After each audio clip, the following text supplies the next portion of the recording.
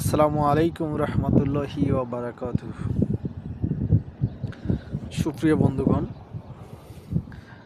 আজকে একটি ভিডিও নিয়ে আসলাম একটি বিষয়ের উপর লক্ষ্য করে। এটি আমার নতুন কর্মস্থলের একটি লোকেশন। আমার ভিলা, অর্থাৎ আমি যে বাসায় থাকি, আমার বাসার পাশেই একটু এই পার্কটি।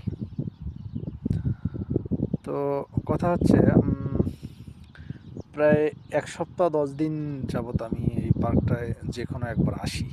বিশেষ করে বিকেলবেলা একটু ঘোরার জন্য আসি, যে একটু গিয়ে ঘুরে আসি।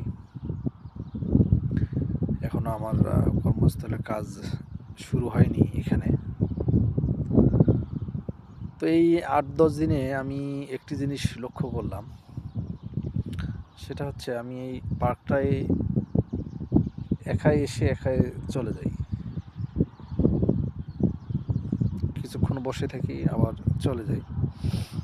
তো এই ৮-১০ দিনে আমি একটি লোক দেখলাম না, যে একটি লোক এই পার্কটায় কেউ আসে বা এই পার্কটা কী জন্য করছে। অবশ্যই পার্কটি করছে যে বাচ্চাদের বিনোদনের জন্য, সেই সঙ্গে সবাই জন্য উন্মুক্ত। তো কথা হচ্ছে, আমি আজকে ১০ দিন এই নতুন এলাকায়। তো এই ১০ দিনে একটি মাত্র লোক আমি এখানে খুঁজে পাইনি বা আসতে দেখিনি, যে না একটি লোক আসে বা যায় এখানে। তো সামনে যেটা দেখতে পাচ্ছেন, ওটা হলো এখানকার একটা ক্লিনিক। তো এই ১০ দিনে ওই ক্লিনিকেও মানে চোখে পড়ে নাই যে কোনো একটা লোক চিকিৎসা নেওয়ার জন্য আসলো বা বেরোলো, এরকম আমার দৃষ্টিকোণে পড়ে নাই। আর আমি যে এলাকাটা আছি, এটা হচ্ছে আল-কাসিম প্রদেশ। আল-কাসিম প্রদেশের খুসাইবিয়া, এলাকাটার নাম হচ্ছে খুসাইবিয়া। তো এখানেই নতুন প্রজেক্ট আমার, এই প্রজেক্টে আসছি এখানে। তো আসার পরে এই বিষয়টা একটু লক্ষ্য করলাম। এই যে বড় বড় ভবনগুলো দেখতেছেন বিলেও, এগুলো অফিস অবশ্য। মাইল কা মাইল, একর কা একর জায়গা পড়ে আছে, বিভিন্ন ভবন, বিভিন্ন কিন্তু জনশূন্য, কোনো লোক নাই। তো একটা দেশের অর্থনীতি কোথায় দাঁড়ালে এরকম হইতে পারে, এই জিনিসটা একটু লক্ষ্য করে দেখেন।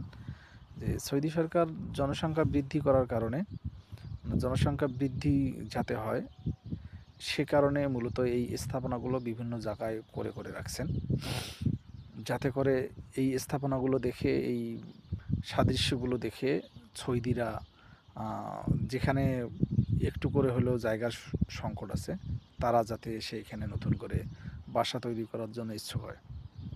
তার প্রমাণ হলো, আমি প্রথম যেদিন আসি, এই যে ডলটা দেখা যাচ্ছে, ছোট ডলটা, এটা হয়তো কোনো একদিন কোনো বাচ্চা আসছিল এখানে খেলা করার জন্য তার পরিবার সহ, হয়তো ভুলে রেখে গেছে।